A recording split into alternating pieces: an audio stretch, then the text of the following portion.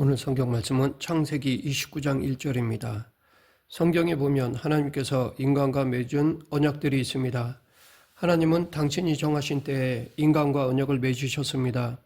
이 시간 구약 때 하나님께서 당신의 백성들과 맺은 언약들 중에 모세와 맺은 언약, 다윗과 맺은 언약, 선지자와 맺은 새 언약에 대해 알아보겠습니다.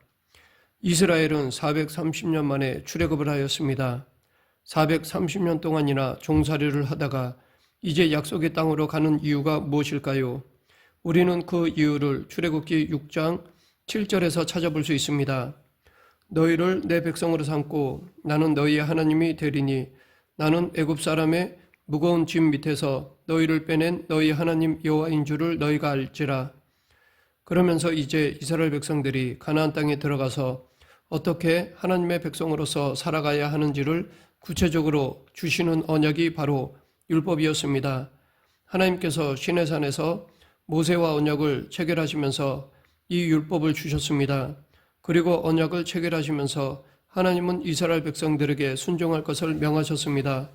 출애굽기 19장 5절 6절 세계가 다 내게 속하였나니 너희가 내 말을 잘 듣고 내 언약을 지키면 너희는 모든 민족 중에서 내 소유가 되겠고 너희가 내게 대하여 제사장 나라가 되며 거룩한 백성이 되리라. 너는 이 말을 이스라엘 자손에게 전할지니라. 그러나 이스라엘 백성들은 광야에서 하나님의 약속의 말씀을 믿지 않고 불순종하였습니다. 그 결과 광야에서 출애굽 1세대는 모두 죽고 말았습니다. 신명기 29장에 보면 하나님은 모압 땅에서 그 출애굽 1세대의 자식들과 다시 언약을 체결하셨습니다. 오늘 본문 호렙산에서 이스라엘 자손과 세우신 언약 외에 여호와께서 모세에게 명령하여 모압 땅에서 그들과 세우신 언약의 말씀은 이러하니라. 호렙에서의 언약은 출애굽 1세대인 모세와 맺은 언약입니다. 그런데 호렙에서의 언약을 어겼던 1세대는 모두 죽고 하나님은 다시 모압 땅에서 모세와 출애굽 2세대에게 언약의 말씀을 내리셨습니다. 그런데 신명기 29장 10절부터 15절을 보면 이 언약에 유아, 여자, 손님뿐 아니라 나무를 베고 물 깃는 종까지도 동참시키셨습니다. 당시에는 이방인도 토라 율법을 지키고 히브리인들처럼 물세례와 할례를 받으면 히브리인과 동등한 대우를 받았습니다. 그 대표적인 사례가 갈렙이라 생각됩니다.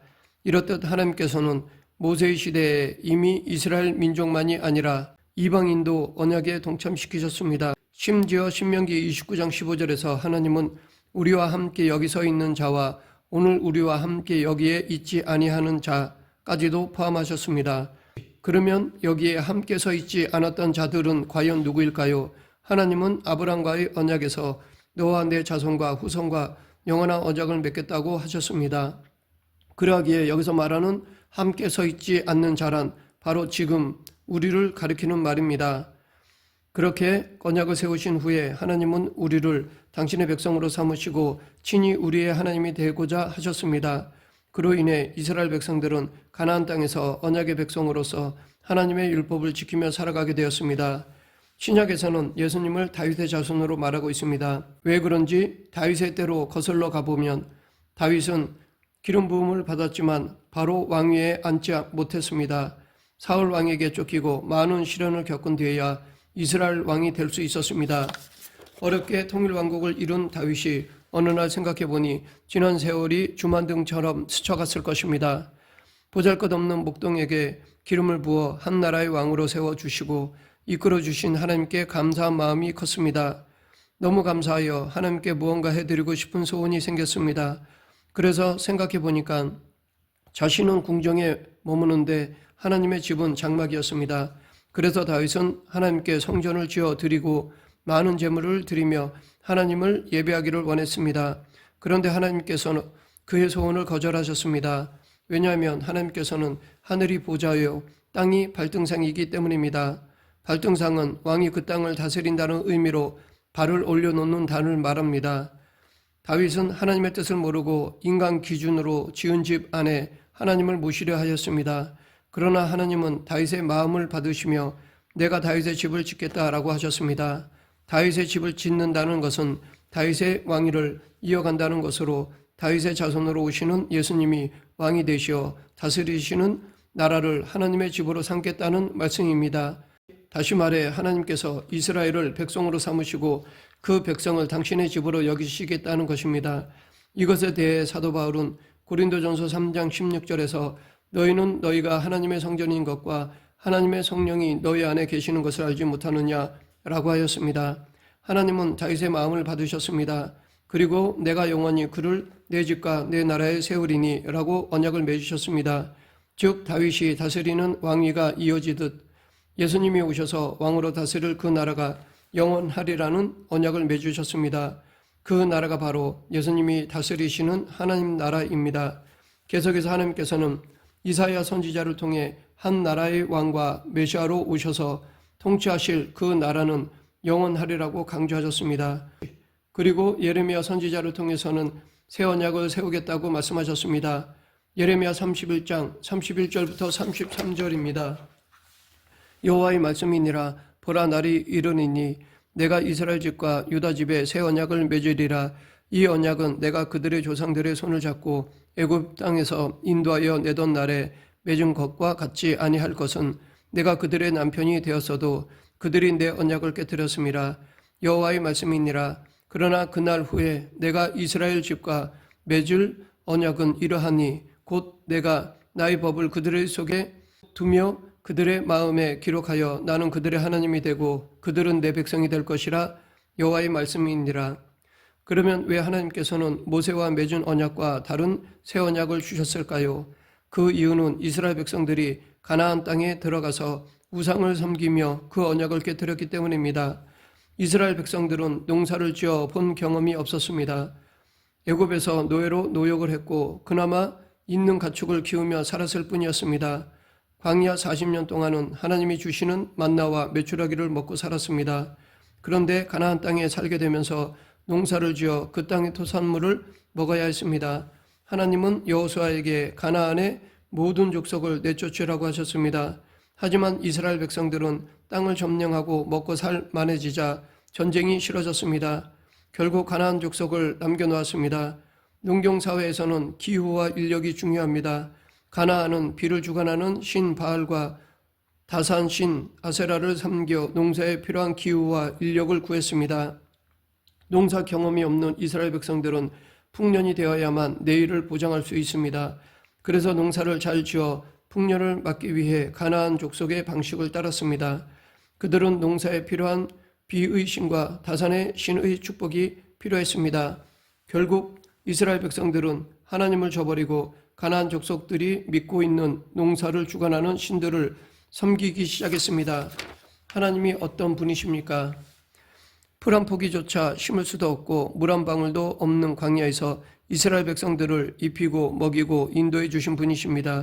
그런데 이스라엘 백성들은 가나안에 도착한 후 만나가 멈추자마자 가나안 족속처럼 스스로 먹을 것을 찾고 쌓아야 할 것 같은 불안감에 시달렸습니다. 농사가 잘 되어야만 인생을 보장받을 수 있다고 여겼습니다. 풍년만 될 수 있다면 하나님이 아닌 바알과 아세라를 섬겨도 상관없게 되었습니다. 이런 이유로 사도 바울은 에베소서와 골로새서에서 탐심이 곧 우상숭배라고 했던 것입니다. 이스라엘은 결국 미래의 보장과 현재의 욕심 채움에 우상을 섬겼습니다. 이것이 인간의 실체입니다. 죄의 모습이 이렇습니다. 이렇듯 이스라엘 백성들이 우상을 섬겨 하나님과 모세와 맺은 언약을 파기하자 결국 선지자를 통해 새 언약을 약속하셨습니다. 하나님은 모세의 율법이 돌판에 새겨진 법이었다면 새 언약은 사람의 마음에 기록하겠다고 하셨습니다. 에스겔 36장 26절 또 새 영을 너희 속에 두고 새 마음을 너희에게 주되 너희 육신에서 굳은 마음을 제거하고 부드러운 마음을 줄 것이며 돌판에 새겨진 율법은 인간의 의지로 지켜야 합니다. 그러나 마음에 새겨진 법은 하나님의 새 영, 즉 성령님을 우리 안에 두셔서 육신의 굳은 마음을 버리고 부드러운 마음으로 그 법을 지키게 하신다고 하셨습니다. 즉 나는 너희의 하나님이 되고 너희는 나의 백성이 되어 너희 안에 성령이 율례와 법도를 지켜가도록 하겠다는 말씀입니다. 구약에서 말라기 선지자를 통해 이스라엘 백성들에게 주신 마지막 예언은 주의 날이 임한다 였습니다. 당시 이스라엘은 바벨론의 포로였습니다. 그런 상황에서 주의 나라가 임한다는 말은 하나님이 자기 민족을 회복시킨다는 것과 같습니다. 이스라엘 백성들은 여호와께서 다윗과 솔로몬의 부귀영화를 다시 회복시켜 주실 것을 희망했습니다. 그러나 말라기 선지자 이후 400년 동안 하나님으로부터 어떤 계시도 없었습니다. 그럼에도 하나님의 언약의 끈을 놓지 않고 있던 이스라엘 백성들은 주의 날이 임한다는 언약을 되새겼습니다. 그리고 하나님을 대적했던 자들을 심판하시고 주의 백성을 구원하고 회복시켜 주실 거라는 메시아 사상을 품고 있었습니다. 그리고 말라기 선지자의 예언처럼 아버지의 마음 자녀에게 돌이키듯 하나님을 떠났던 그들을 하나님 앞으로 되돌리는 역할을 하게 될 엘리야 같은 일을 기다렸습니다. 400년의 침묵 속에서 유대인들은 그 날이 오기를 고대했습니다. 로마의 식민지 아래에서도 유대인들은 메시아가 오면 로마의 억압과 착취에서 풀려나리라고 믿었습니다. 그런데 메시아가 오기 전에 말라기 선지자가 예언한 그 엘리야가 먼저 와야 했습니다. 사복음서에 보면 예수님 앞에 항상 세례 요한이 등장합니다. 마태복음 3장 1절부터 4절에서 세례 요한의 모습을 표현했는데 그 모습이 열왕기하 1장 8절에 나오는 구약에 활동했던 엘리야의 복장과 비슷합니다. 약대 털옷을 입고 허리에 가죽띠를 두른 사람이 요단 강가에서 소리를 지르자 사람들은 세례 요한이 혹시 오시리라 한 그 엘리야가 아닐까라고 생각했습니다. 그래서 바리새인과 서기관들도 그곳에 갔습니다. 만약 오리라 한 엘리야가 저 사람이라면 곧이어 메시아가 등장할 것이기 때문입니다. 그리고 메시아가 오면 잃어버렸던 다윗의 영광을 회복하고 로마의 억압과 착취에서 벗어나게 해줄 것으로 기대하였습니다. 유대인들에게 이것은 큰 관심이었습니다. 그래서 많은 사람들이 요단 강가에 몰려와 세례 요한의 설교를 들었습니다. 이런 세례 요한에 대해 예수님은 모든 선지자와 율법이 예언한 것은 요한까지니 만일 너희가 즐겨 받을진대 오리라 한 엘리야가 곧 이 사람이니라 라고 하셨습니다. 당시 종교 지도자들은 세례 요한을 엘리야로 인정하지 않았지만 예수님은 마태복음 17장 10절부터 13절에서 이 사실을 분명히 밝히셨습니다. 제자들이 물어 이르되 그러면 어찌하여 서기관들이 엘리야가 먼저 와야 하리라 하나이까? 예수께서 대답하여 이르시되 엘리야가 과연 먼저 와서 모든 일을 회복하리라. 내가 너희에게 말하노니 엘리야가 이미 왔으되 사람들이 알지 못하고 임의로 대우하였도다. 인자도 이와 같이 그들에게 고난을 받으리라 하시니 그제서야 제자들이 예수님께서 말씀하신 것이 세례 요한인 줄을 깨달으니라.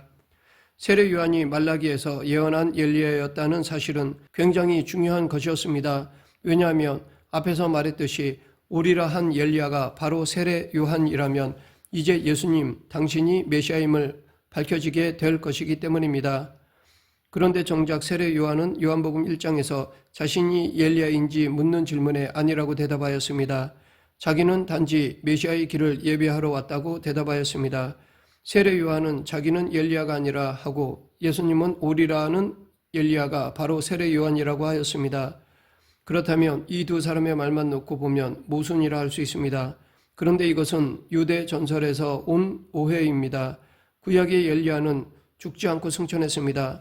이런 이유로 유대에는 엘리야가 다시 오리라는 전설이 있었습니다.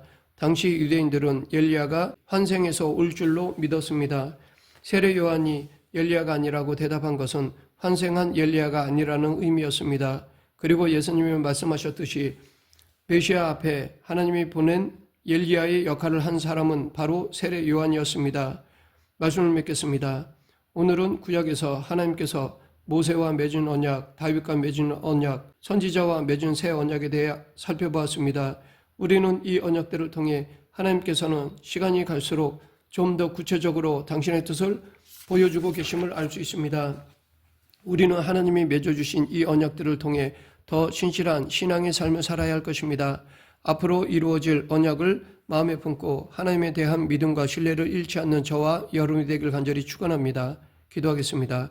생사화복을 주관하시는 하나님 아버지, 언약의 신실하심을 따라 저희들도 하나님 앞에 신실한 신앙인으로 살아가게 하여 주시옵소서. 예수님 이름으로 기도드립니다. 아멘.